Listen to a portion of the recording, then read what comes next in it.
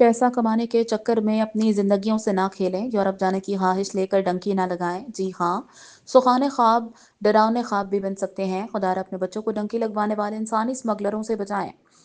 इंसानी स्मगलर्स आपके बच्चों की ज़िंदगियों से खेलते हैं। बेरहम, शफ़ाक, संगदिल इंसानी स्मगलर्स पैसे की हवस में अंधे हो जाते हैं। बैरून मुल्क भिजवाने का झांसा देकर आपके बच्चों की ज़िंदगियां छीन लेते हैं। हुकूमत पाकिस्तान ऐसे इंसानी स्मगलरों के खिलाफ सख्त एक्शन ले जो नौजवानों को यूरोप भेजने के झूठे दावे करके लोगों को जिगर गोशों को समंदर बुर्द कर देते हैं। ऐसे इंसानी स्मगलरों से अपनी ज़िंदगियों को, अपने बच्चों को बचाएं, जो आपकी ज़िंदगी भर की जमा पूंजी छीन कर इनको कत्ल भी कर देते हैं। नुमाइंदा PNP news HM Fayaz Wazirabad के नवाही गाँव सोदरा कैसे नौजवानों से गुफ्तगू कर रहे हैं जो डंकी लगाकर यूरोप पहुंचे, इंसानी स्मगलरों के हत्थे चढ़े, फिर इनके चुंगल से कैसे बचे, कैसे उन्होंने इतना बड़ा रिस्क लिया। देखते हैं उनकी ये रिपोर्ट। अस्सलाम वालेकुम नाज़रीन, मैं हूं आपका मेज़बान HM फैयाज। आप देख रहे हैं PNP न्यूज़ चैनल। मैं इस वक्त मौजूद हूँ ज़िला वज़ीराबाद की हदूद में। एक छोटा सा गांव है जो बिल्कुल परखू के करीब है।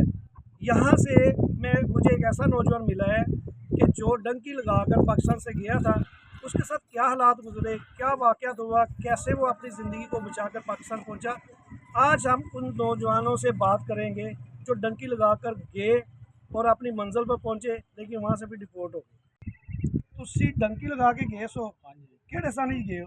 2008 ਚ ਕਿੰਨੇ ਸਾਲ ਉੱਥੇ ਰਹੇ ਹੋ? ਮੈਂ 3 ਸਾਲ ਰਿਹਾ ਹਾਂ ਕਿਸ ਮੁਲਕ ਵਿੱਚ ਗਏ ਸੋ? ਯੂਨਾਨ।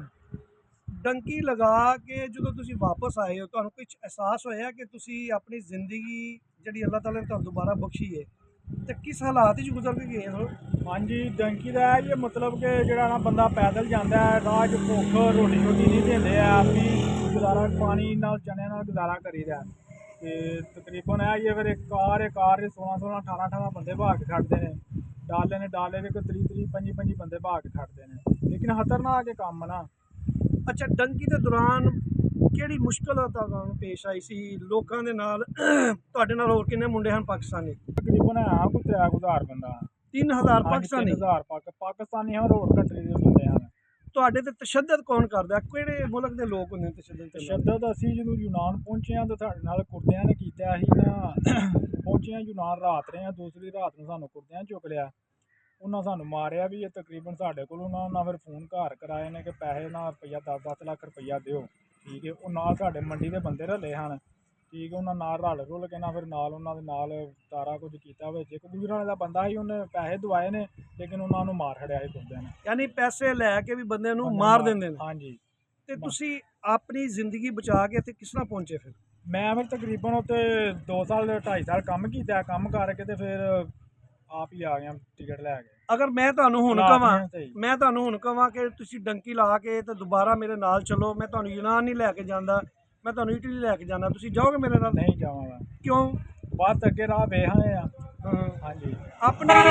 ਆਪਣੇ ਇਸ ਇਲਾਕੇ ਦੇ ਇਰਦ ਗਿਰਦ ਦੇ ਲੋਕਾਂ ਨੂੰ, ਨੌਜਵਾਨਾਂ ਨੂੰ ਕੀ ਪੈਗਾਮ ਦਿੰਦੇ ਹੋ ਤੁਸੀਂ? ਉਹਨਾਂ ਨੂੰ ਇਹ ਹੀ ਕਹਾਂਗੇ ਕਿ ਨਾ ਜਾਓ, ਲੇਕਿਨ ਬਾਅਦ ਤੇ ਨਹੀਂ ਆਉਂਦੇ। ਆਓ ਆਂਦੇ ਨੇ ਹਾਂ ਜਾਣਾ ਹੀ ਯੂਰਪ ਹੈ। ਕੀ ਵਜ੍ਹਾ ਹੈ ਯੂਰਪ ਕਿਉਂ ਜਾਂਦੇ ਨੇ? ਵਜ੍ਹਾ ਇਹ ਹੀ ਹੈ, ਲੇਕਿਨ ਰੋਜ਼ਗਾਰ ਤੋਂ ਇੱਥੇ ਰਵੇ। ਇਹ ਕਿ ਇੱਥੇ ਜੇ ਲੱਖ ਕਮਾਉਂਦੇ ਨੇ, ਉੱਥੇ ਆ ਕਹਿੰਦੇ ਅਸੀਂ 4 ਲੱਖ ਕਮਾਉਂਦੇ, 5 ਲੱਖ कमाते। भी गया था डंकी लगा के, लेकिन अल्लाह ताला ने इसको कामयाब किया। इससे भी पूछते हैं क्या हालात होते हैं जी जब डंकी लगाते हैं? 2014 मैं लीबिया तो गया था। ਜਿਹੜਾ ਸਾਡਾ ਏਜੰਟ ਸੀ ਉਹ ਵੀ ਗੁਜਰਾਤ ਦੇ ਸਨ। ਤਾਂ ਇੱਥੋਂ ਦੁਬਈ ਤੋਂ ਤੁਰਕਸ਼ ਤੋਂ ਗਏ ਸਨ ਲੀਬੀਆ। ਅਸੀਂ ਤਾਂ ਰੋਜ਼ਗਾਰ ਵਾਸਤੇ ਗਏ ਸਾਂ, ਅੱਗੋਂ ਸਾਨੂੰ ਨਹੀਂ ਸੀ ਇਲਮ ਉੱਥੇ। ਮਸਲਨ ਭਾਈ ਅਸੀਂ ਇੰਟਰ ਹੋਏ ਹਾਂ ਲੀਬੀਆ ਦੇ ਵਿੱਚ ਹੀ ਨਾ। ਅਸੀਂ ਜਿਹੜੇ ਏਅਰਪੋਰਟ ਤੋਂ ਬਾਹਰ ਨਿਕਲਦੇ ਸਨ ਨਾ, ਉਹ ਹਾਲੀ ਜਦੋਂ ਵਾਪਸ ਆਉਂਦਾ ਨਾ 30 ਘੰਟੇ ਤੋਂ ਬਾਅਦ, ਉਹ ਹਾਲੀ ਨੰਗੀ ਪੈਰੀ ਆਉਂਦੇ ਸਨ, ਕੱਪੜੇ ਨਹੀਂ ਸਨ ਹੁੰਦੇ ਬਸ। ਇੰਨੀ ਕੁ ਮਸਲਨ ਉੱਥੇ ਸਸਤੀ ਸੀ, ਇੰਨੀ ਖਾਣਾ ਚੰਗੀ ਸੀ। ਮਸਲਨ ਜਿਹੜਾ ਸਾਡੇ ਪਾਕਿਸਤਾਨੀ ਆਪਸ ਵਿੱਚ ਇੱਕ ਦੂਸਰੇ ਨੂੰ ਲੁੱਟਦੇ ਸਨ, ਜਿਹੜਾ ਵੀ ਏਅਰਪੋਰਟ 'ਤੇ ਜਾਂਦਾ ਸੀ। ਉਹ ਫਿਰ ਇੱਕ ਦੋਸਤ ਹਨ ਲਈਏ ਦੇ, ਉਹ ਸਾਡੇ ਨਾਲ ਹੀ ਇੱਥੋਂ ਗਏ। ਇੰਟਰਵਿਊ ਹੋਈ ਸੀ ਉਹਨਾਂ ਦੀ ਇਸਲਾਮਾਬਾਦ ਤੋਂ ਏਅਰਪੋਰਟ 'ਤੇ, ਸਾਡੇ ਨਾਲ ਹੀ ਉੱਥੇ ਗਏ। ਫਿਰ ਉਹਨਾਂ ਦੀ ਮਿਹਰਬਾਨੀ ਉਹਨਾਂ ने किया मेरे डंकी के, देखो मेरी बात सुनो, डंकी के जो दौरान आपको मुश्किल हालात से गुजरना पड़ा, वो सबसे खतरनाक रात कौन सी थी? सबसे खतरनाक रात जब हम इंटर हुए शिप में लीबिया से। हम जब त्राबे से निकले थे ना रात को 12 बजे, और समंदर की आवाज़ थी, बहुत तेज़ आवाज़ थी, बूंद की आवाज़। हम सब डर गए थे। हमें जो से अरबी थे ना, वो हमें डांटते भी थे और कहते थे कलमा पढ़ो और इंटर हो, समंदर में इंटर हो। हम लोग बहुत घबराहट में आके डर गए। हमने बोला पता नहीं अब हमारी ज़िंदगी नहीं है। जब बैठे हम निकले तो बाद में पता चला कि हम रात को 12:30 बजे का टाइम था। उन्होंने हमें मारा, डांट के हमें बिठाया कश्ती में, कलमे पढ़ो और आगे चलो, नहीं तो हम आपको मार देंगे। फिर जब हम आगे गए तो कश्ती में बैठ के 86 हम आदमी थे, सारे मिल के, हमारी कंट्री भी की और दूसरी कंट्री के। ज़्यादा पाकिस्तानी होते हैं या नहीं, ये मिक्स होते हैं, पाकिस्तान भी होते हैं, अफ्रीका के भी होते हैं, बांग्लादेश, सारे मिक्स होते हैं। अफ्रीका, पाकिस्तान, बांग्लादेश, इंडिया सब भी मिक्स थे। बीच फैमिली भी थी, अरब कंट्री की फैमिलीज भी थी, क्योंकि उधर खाना जंगी लगी हुई थी। लीबिया के लोग भी हमारे साथ उधर जाते थे। हम जब निकले तो रात के 12 बजे से निकले। उन्होंने हमें डांटा भी, बहुत ज़्यादा डांटा था, हमारी मार पिटाई उन्होंने बहुत ज़्यादा की।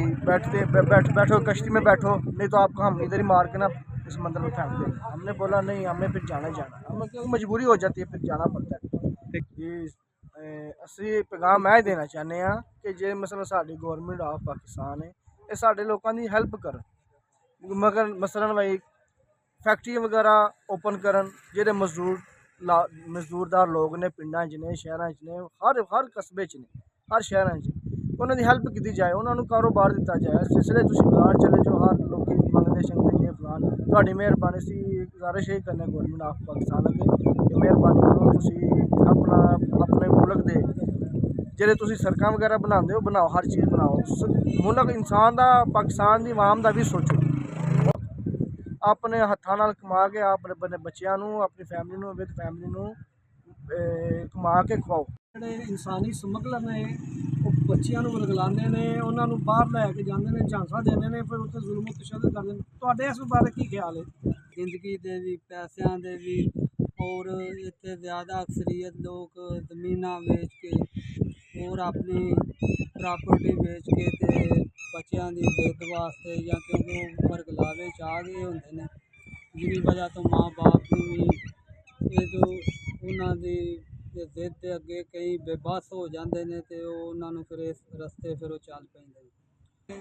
ਪੈਗਾਮ ਦੇਣਾ ਚਾਹੁੰਦਾ ਕਿ ਕੋਈ ਆਪਣਾ ਐਸਾ ਮੈਕੈਨਿਜ਼ਮ ਬਣਾਉਣ ਕਿ ਜਿਹਦੇ ਵਿੱਚ ਲੀਗਲ ਤਰੀਕਿਆਂ ਦੇ ਨਾਲ ਇਹ ਨੌਜਵਾਨ ਜਿਹੜੇ ਨੇ ਰੋਜ਼ਗਾਰ ਲਈ ਜਾ ਸਕਣ।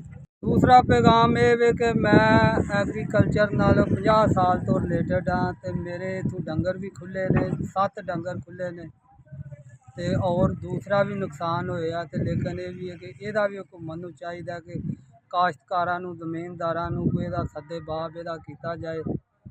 ਲਿਹਾਜ਼ਾ ਕਿਉਂਕਿ ਇਹਦੇ ਵਿੱਚ ਸਾਲਾਂ ਸਾਲ ਦੀ ਮਿਹਨਤ ਦੇ ਨਾਲ ਲੋਕ ਡੰਗਰ, ਛੋਟੇ ਬੱਚੇ ਤੋਂ ਲੈ ਕੇ ਔਲਾਦ ਹਾਰ ਪਾਲਦੇ ਨੇ, ਤੇ ਉਹ ਚੋਰ ਜਿਹੜੇ ਨੇ ਆਸਾਨੀ ਦੇ ਨਾਲ ਇੱਕ ਰਾਤ ਦੇ ਵਿੱਚ ਲੈ ਜਾਂਦੇ ਨੇ।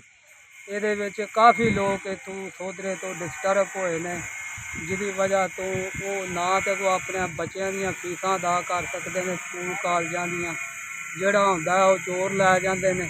ਤੇ ਲਿਹਾਜ਼ਾ ਹੁਕੂਮਤ ਨੂੰ ਚਾਹੀਦਾ ਕਿ ਇਹਦਾ भी कुछ सद्दे-बाब करन, चोरियां का भी। नौजवानों की गुफ्तगू सुनी जो बाकायदा तौर पर डंकी लगाकर पाकिस्तान से बाहर गए थे और डिपोर्ट होकर वापस आए, और वो बता रहे हैं कि किन हालात से वो गुजर कर गए। इंसानी स्मगलर बेरहम होते हैं, उनके सीने में दिल नहीं होता, उनके पास सिर्फ़ और सिर्फ पैसा, और वो अय्याश किस्म के लोग होते हैं। कानूनी तरीके से उनको लेके जाने के ख्वाब दिखाते हैं, वहाँ के सुहाने ख्वाब दिखाते हैं, और वहाँ जाकर जब उन नौजवानों के ऊपर जुल्म करते हैं तो उस वक़्त माँ बाप के ऊपर क्या बीत रही होती है, ये तो वो लोग जानते हैं जिनके साथ ये वाक़यात हो चुके हैं।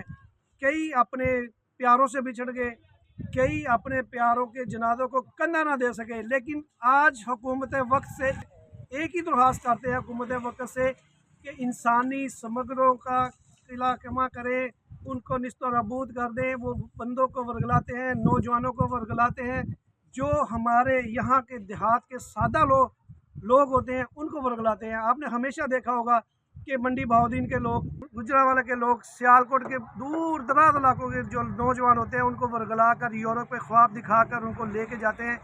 आज हुकूमत वक्त के पास एक ताकत है, वो समझे, वो करना चाहे तो सबको गिरफ्त में ले सकते हैं। अगर हुकूमत वक्त चाहे तो इनके लिए कारखाने लगाए, छोटी छोटी मिलें लगा दे, इनके लिए रोज़गार के मौके पैदा कर दे, تاکہ یہ دولت کمانے کے چکروں میں، دولت کی ہوس کے چکروں میں یہ ڈنکی لگا کر اپنی جان خطرے میں ڈال کر پاکستان سے باہر نہ جا سکے۔